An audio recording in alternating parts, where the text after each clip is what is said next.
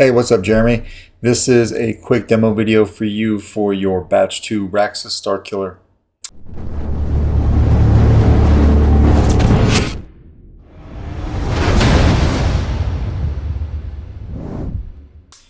This is installed with the Taco Shop chassis, and I'll go over that with you here in a second. It's a 2-button setup. So if we focus in on the switch box here, your 2 low profile tactiles, your one in the front will be your power, the back one will be your auxiliary. All right, you've got a Carl Chen V4 Neopixel connector in there, so we'll light that up. The blade retention screw on the Batch 2s is a lot different from the Batch 1s. They are hidden underneath this main greebly here. So you would just screw this off. You're going to see that little grub screw right there ahead of the main hole. That's your blade retention screw. All right, so we'll take this back off and get to that here in a second. You've got in your main crystal chamber, you can see you've got that brass piece from the Taco Shop for your chamber add-on. I did heat stain both of the titanium rods as well as the upper and lower titanium pieces for the crystal chamber. Heat stained the steel piece right here for the emitter ring, and then I heat stained all of your steel paneling that went on your handles. All right, this piece being right here, this piece being on a magnet, so you can just simply slide that down and you get your crystal chamber reveal.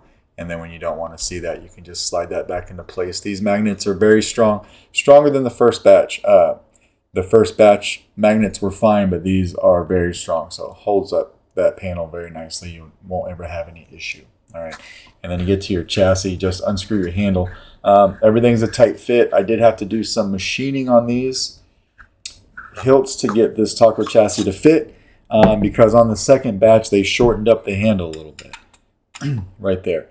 So what I did was I have to take some threads off of the main core here on my lathe, and then on this particular one I also took off most of the threads on your pommel. I left just enough to lock it in, and then we're good there. All right, this is your taco chassis. You've got your secondary crystal there, so you've got your crystal in there and a rotating piece right above it. You've got a space here that I lit up. I just did like a broken circuitry effect. This saber has my sound font on it for now, and there is a copy of the config file on your SD card. So if you want to make any changes or add or subtract, whatever you want to do, use that config file and build off of that, because I labeled every blade style and what it was. It's very easy to follow. All right, but coming over here, this is your battery cover. So we'll kind of pop this off over the table so I don't drop it. You've got an 18350 battery in there. I'll send this along with the Saber, of course, and then right here you have your kill switch. I opted to not put the magnets in the battery cover and the board cover because they are such a tight fit onto the chassis and they stay on fine.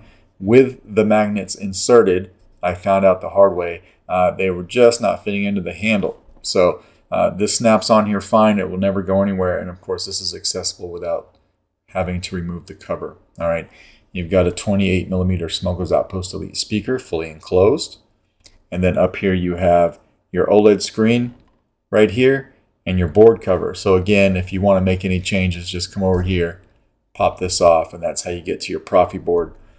This is glued down to the shelf, but if you'll look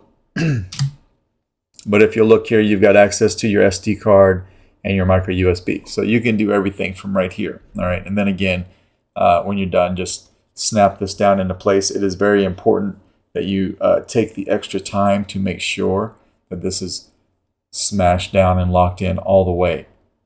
If it's not going to fit in the handle properly. All right, so we'll come over here, flip the kill switch.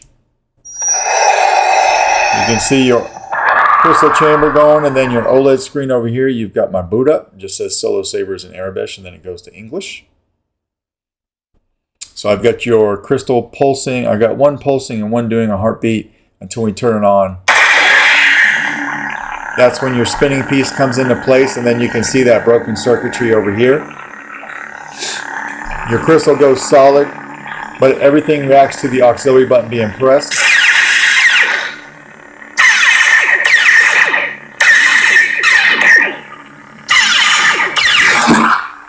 All your LEDs in there firing up.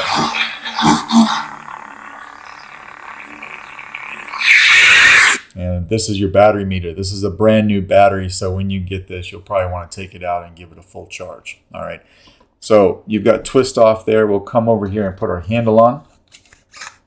Just kind of shimmy it on there. Just twist it as you're going up. It'll go on with no problem. All right, when you get to the very last part, it's going to feel like it's going to want to stop right here. It's just a little tight, so you want that bar in the middle of your crystal chamber. So just take it and just crank down a little bit until that's nice and lined up. So when this is lined up, all your grips are lined up, which means when you slide down this panel, your crystal chamber's lit up, right? Everything's on a timer. So if we don't turn on this saber right away, it will time out and it doesn't kill your battery. But if we turn it back on, now you've got that nice reveal for your crystal chamber. Saber is very loud when the handle is on. All right, slide that back up. And then you have some added shine through right here, which I thought was really cool.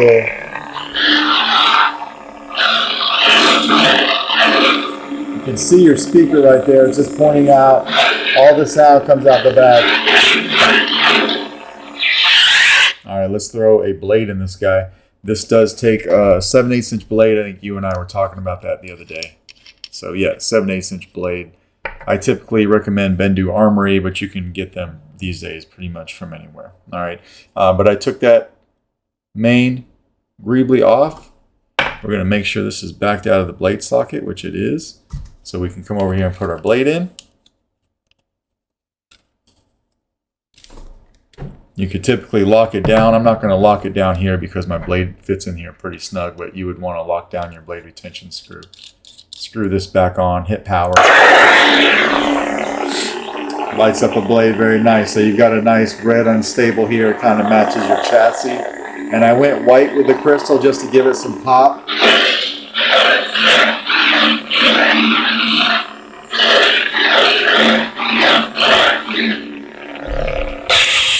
Good flash on clash. Blaster bolt deflex is tapping auxiliary. If you want blade lock up, hold auxiliary button down and hit the saber. You can see it right here. And then as you go like this, it moves out towards the end of the blade. Now it's here. Now it's here.